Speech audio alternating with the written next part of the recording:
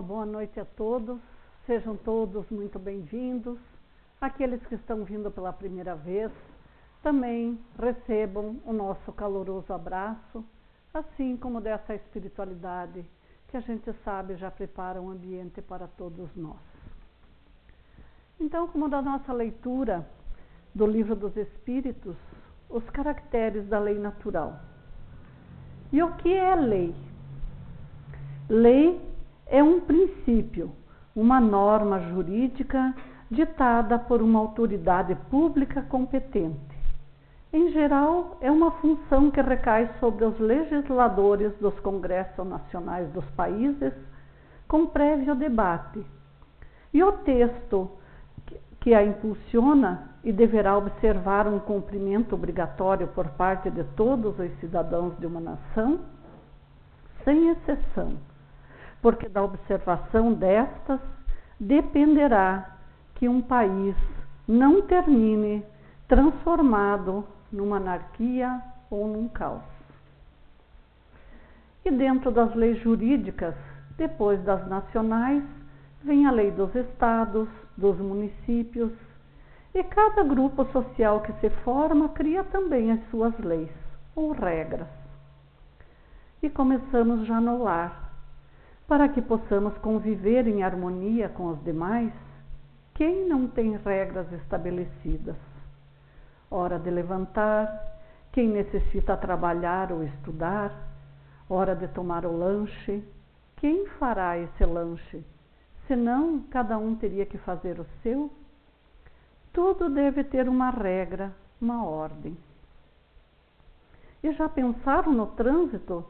Se não houvesse leis claras a serem seguidas, cada motorista poderia dirigir do lado da rua que quisesse, parar onde desejasse, fazer o que tivesse vontade. Então, as leis nasceram com o objetivo de limitar o livre-arbítrio dos seres humanos que vivem inseridos numa sociedade. E são o principal controle que o Estado tem para vigiar que a conduta de seus habitantes não se desvie, nem termine prejudicando o seu próximo. O ser humano intelectual tem um problema sério: confundir o que é natural com naturalização. Nós naturalizamos aquilo que nos é costumeiro, mas natural é aquilo que existe desde todo sempre. Na nossa cultura, o bem mais precioso é a roupa. É mais importante que a comida, que a saúde, do que o remédio. Porque não podemos sair de casa despidos para ir trabalhar, para ir ao mercado, para ir à farmácia comprar um remédio. Pois se sairmos despidos, nus, seremos acusados de atentado ao pudor. Diferente do índio, que nasceu e continua nu até hoje e não é acusado de atentado ao pudor. Então, as tradições culturais fazem com que nós naturalizemos aquilo que nos parece natural, que com certeza não é a mesma coisa. Uma pessoa que nasce num ambiente violento, ela acha natural reagir de forma violenta, mas na realidade ela naturalizou aquela atitude violenta, o que seria bem diferente do natural. Também falamos de uma pessoa que vai para um país estrangeiro, mora alguns anos naquele país e procura a sua naturalização, e ela consegue, mas ela nunca será uma pessoa natural daquele país. E por natural, Kardec teve a preocupação de perguntar aos espíritos quais os caracteres da lei divina.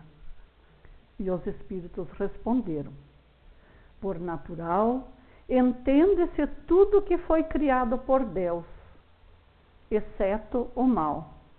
Porque o mal não foi criado por Deus, é apenas a opção de não praticar o bem.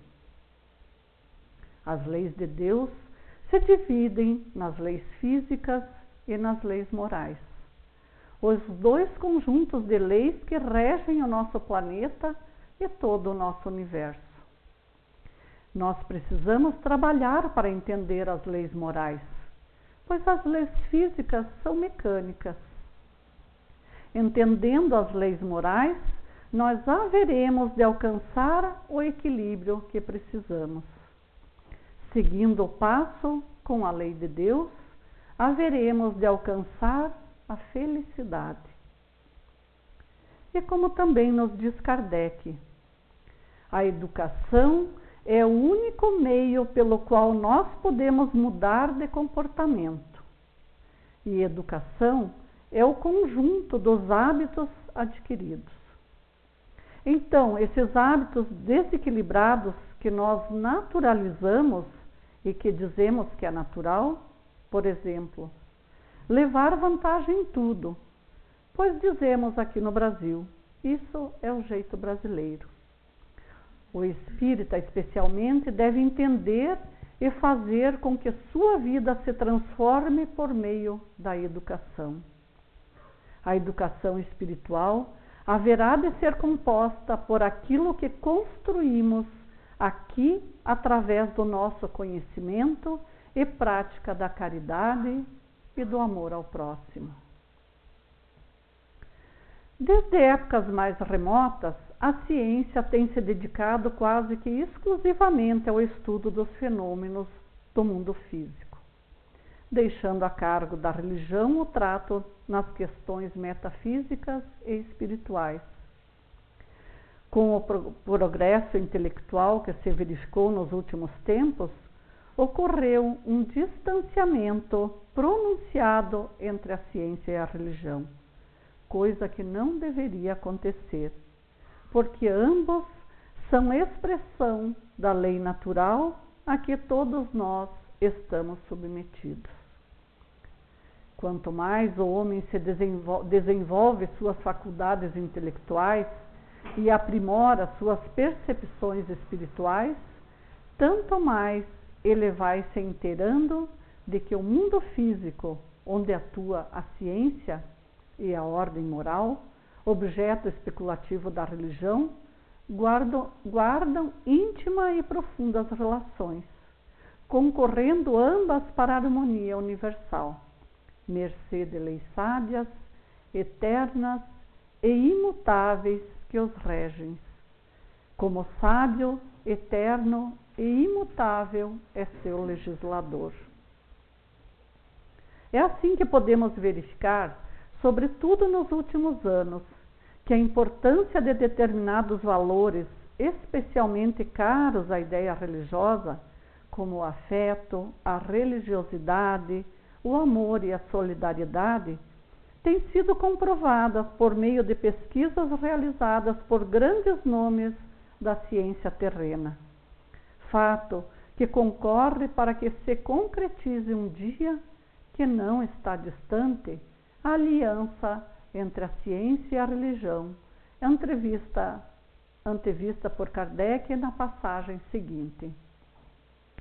São chegados os tempos em que os ensinos do Cristo devem ter a sua ascensão, em que o véu propositadamente lançado sobre alguns pontos desses ensinos deve ser erguido, em que a ciência, deixando de ser exclusivamente materialista, tem de levar em conta o elemento espiritual, em que a religião, deixando de ignorar as leis orgânicas e imutáveis da matéria, reconheça que estas duas forças se amparam uma à outra e seguem harmonicamente, prestando-se mútuo auxílio. A religião, já não mais sendo desmentida pela ciência, adquirirá então uma força invulnerável, porque estará de acordo com a razão e terá a seu favor irresistível lógica dos fatos. Isso está no Evangelho segundo o Espiritismo, no seu capítulo 1. Conhecemos a história do povo de Israel, quando fugindo da escravidão do Egito, liderados por Moisés. Aquele grupo, aquela sociedade estava vivendo de maneira indisciplinada e precisava de regras que as conduzissem. Pedindo orientação a Deus, Moisés recebeu então as tábuas da lei, os 10 mandamentos como os conhecemos. Eram regras de conduta indispensáveis a frear os instintos dos homens.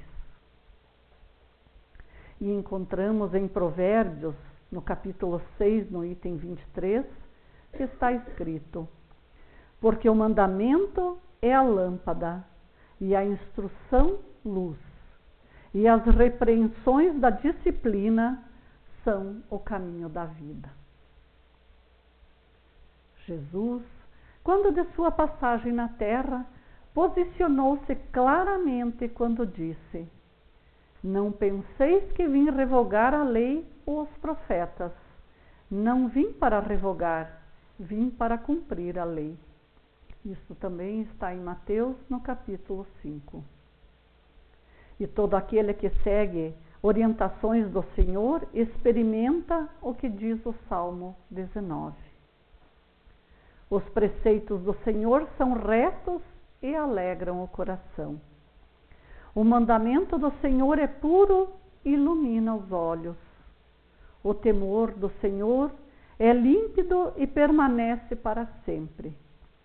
Os juízos do Senhor são verdadeiros e todos igualmente justos. São mais desejáveis do que o ouro, mais do que muito ouro depurado, e são mais doces que o mel e o destilar dos favos. Além disso, por eles se admoesta o teu servo, em os guardar a grande recompensa. E Leon Denis, renomado escritor espírita, em seu livro O Problema do Ser, do Destino e da Dor, diz: o funcionamento da justiça humana nada nos oferece que se possa comparar com a lei divina dos destinos. Esta se executa por si mesma, sem intervenção alheia, tanto para os indivíduos como para as coletividades.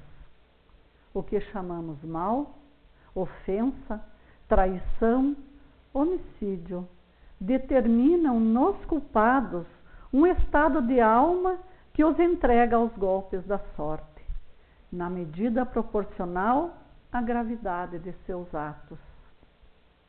Esta lei é imutável, é antes de mais nada uma lei de equilíbrio.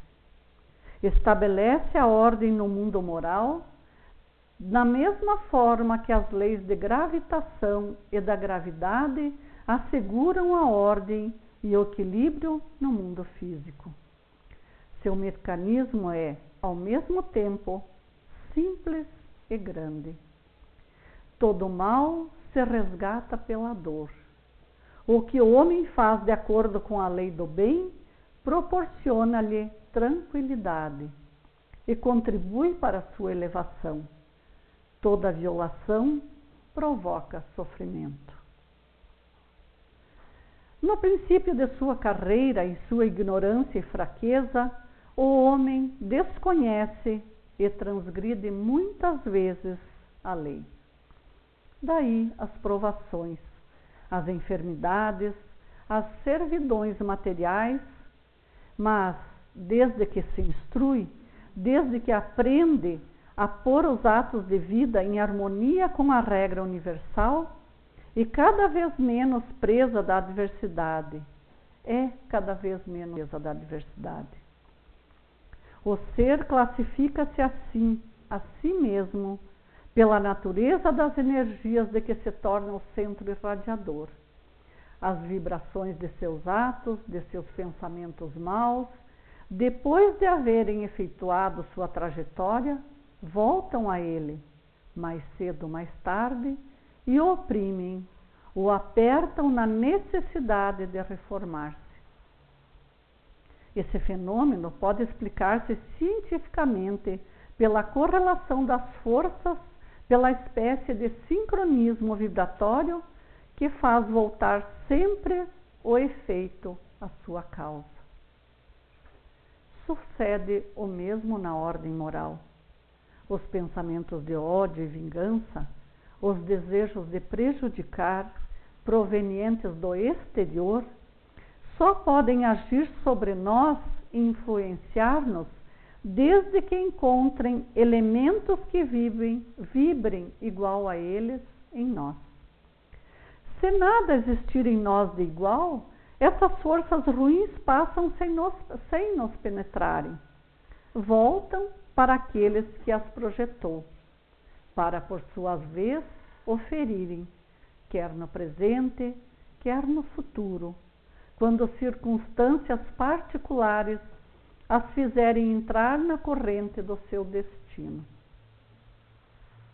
E no livro Caminho, Verdade e Vida, no item 21, Caminhos Retos, um livro de Chico Xavier pelo Espírito de Emmanuel. A vida deveria constituir por parte de todos nós rigorosa observância dos sagrados interesses de Deus. Frequentemente, porém, a criatura busca sobrepor-se aos desígnios divinos. Estabelece-se então o desequilíbrio, porque ninguém enganará a divina lei. E o homem sofre compulsoriamente na tarefa de reparação. Alguns companheiros desesperam-se no bom combate pela perfeição própria e lançam-se num verdadeiro inferno de sombras interiores. Queixam-se do destino, acusam a sabedoria criadora, gesticulam nos abismos da maldade, esquecendo o capricho e a imprevidência que os fizeram cair. Jesus, no entanto, há mais de 20 séculos exclamou: lançai a rede para a banda direita do barco e achareis. Figuradamente, o espírito humano é um pescador dos valores evolutivos, na escola regeneradora da Terra. A posição de cada qual é o barco. Em cada novo dia, o homem se levanta com a sua rede de interesses. Estaremos lançando a nossa rede para a banda direita? Fundam-se nossos pensamentos e atos sobre a verdadeira justiça? Convém consultar a vida interior, em esforço diário, porque o Cristo, nesse ensinamento, recomendava de modo geral aos seus discípulos: dedicai vossa atenção aos caminhos retos e achareis o necessário. Pensemos nisso. Para que lado lançamos a nossa rede de interesses? Pensemos em Jesus e pensemos no lado direito da lei divina. Muito obrigado pela atenção. Que a paz do Cristo esteja com todos nós.